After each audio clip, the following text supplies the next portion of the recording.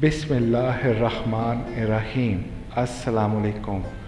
آج ہم اولیاء اللہ کے بارے میں جاننے کی کوشش کریں گے اور ایک ایسے ہی اولیاء اللہ کا واقعہ ہمارے سامنے ہے۔ زیادہ تر یہ لوگ مخفی رہتے ہیں، اپنی حقیقت لوگوں پر ظاہر نہیں کرتے، اور یہ کیوں نہیں کرتے ہم اسی واقعے میں اس کو بھی جاننے کی کوشش کریں گے۔ ایک مرتبہ سلطان غیاث الدین نے قلعے پر چڑھائی کی۔ دشمن نے قلعہ بند ہو کر نہایت بے جگری سے مقابلہ کیا اور قلعے پر قابض ہونے کی ساری شاہی کوششیں ناکام کر دیں۔ شاہی فوج محاصرہ کر کے بیٹھ گئی باہر، اور یہ محاصرہ بہت طویل ہوتا چلا گیا۔ ایک رات سخت طوفان آیا، باد و باداں آیا، شاہی فوج کے سارے خیمے اکھڑ گئے اور ہر جگہ پانی بھر گیا۔ ہوا کے جھکڑوں، موسلادھار بارش کی وجہ سے تمام خیموں میں آگ بجھ گئی۔ شدید سردی کا وقت تھا، لوگوں کے رگوں میں خون جم رہا تھا۔ اسی حالت میں بادشاہ کا ایک خادم تھا۔ بادشاہ کے لیے وضو کے لیے پانی گرم کرنے کے لیے آگ کی تلاش میں نکلا۔ اسے دور ایک جگہ روشنی نظر آئی۔ وہاں پہنچا تو دیکھا کہ ایک خیمہ کھڑا تھا اور اس میں چراغ جل رہا تھا، اور اس کی روشنی میں ایک درویش قرآن حکیم کی تلاوت کر رہا تھا۔ خادم پر ہیبت چھا گئی اور اسے آگ مانگنے کا ہوش ہی نہ رہا۔ درویش نے خود ہی اٹھا کر سر پوچھا، کیوں بھائی، آگ کی ضرورت ہے؟ خادم نے ہاں میں سر ہلایا۔ درویش نے کہا، جاؤ، جتنی آگ چاہیے بے دھڑک لے جاؤ۔ خادم نے خیمے کے اندر داخل ہو کر ایک لکڑی سلگائی، شاہی آبدار خانے میں آ کر حمام گرم کیا، لیکن اس واقعے سے اس کے دل میں بڑی بے قراری پیدا ہو گئی۔ صبح کے وقت مشق لے کر پھر اس درویش کے خیمے پر پہنچ گیا۔ دیکھا تو درویش خیمے میں نہیں تھا۔ ادھر ادھر دیکھا تو کچھ دور ایک تالاب پر نظر آیا، جہاں پر وہ شاید وضو کر رہا تھا۔ خادم ایک جگہ ٹھہر کر اس کو دیکھنے لگا۔ درویش نے فارغ ہو کر نماز ادا کی اور اپنے خیمے میں آ گیا۔ خادم اب تالاب پر پہنچا تو دیکھا جس جگہ درویش نے وضو کیا تھا وہاں کا پانی بہت گرم تھا، حالانکہ سردی کی شدت سے ارد گرد کا پانی جم چکا تھا۔ خادم نے نہایت عقل مندی سے اسی جگہ سے اپنی مشق بھر لی، واپس آبدار خانے میں آیا اور اپنی عقل سے معلوم کر لیا کہ یہ تو ساری درویش کی کرامات ہیں، لیکن اس نے یہ راز کسی کو بتایا نہیں۔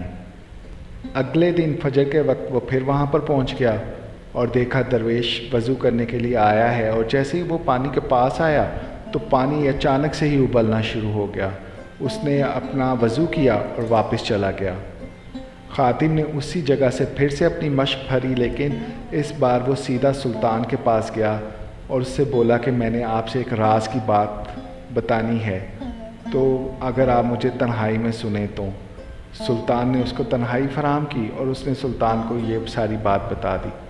سلطان بہت حیران ہوا، اور اس کے بعد اس نے اپنے خادم کو کہا کہ تم صبح مجھے اپنے ساتھ لے کر جانا اور میری خوابگاہ کے باہر ہی رہنا۔ اور پھر ہوا یہ کہ فجر کے وقت خادم نے بادشاہ سلامت کو اٹھایا اور اپنے ساتھ لے کر چلنے لگا۔ سلطان مسلح ہو کر باہر نکلا اور خادم کے ہمراہ تالاب کے قریب ایک جگہ چھپ کر بیٹھ گیا۔ پھر وہی ہوا، درویش تالاب پر آیا، پانی نے جوش مارا، وضو کیا، نماز پڑھ کر واپس تشریف لے گئے۔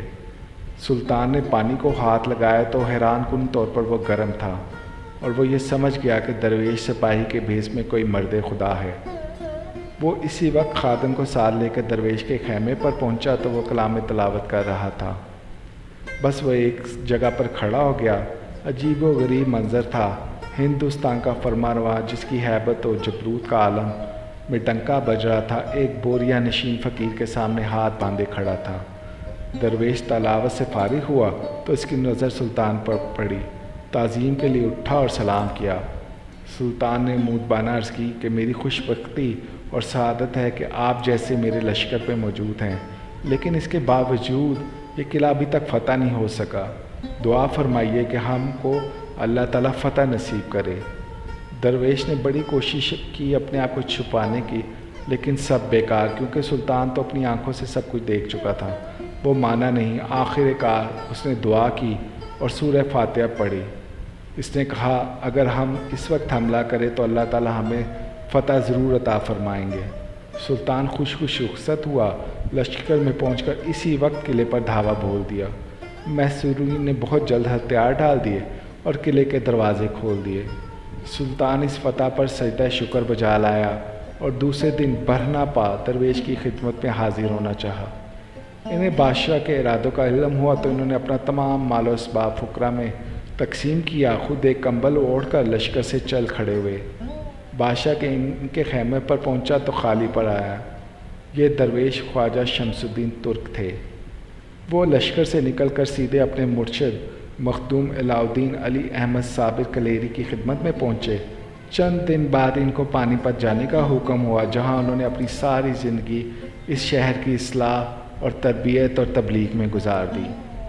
यकीनन मुसलमानों में ऐसे अजीम बुज़ुर्ग भी गुज़रे हैं, बेशक वो अजीम लोग थे, लेकिन सोचने की बात यह है कि ये लोग अजीम कैसे बने।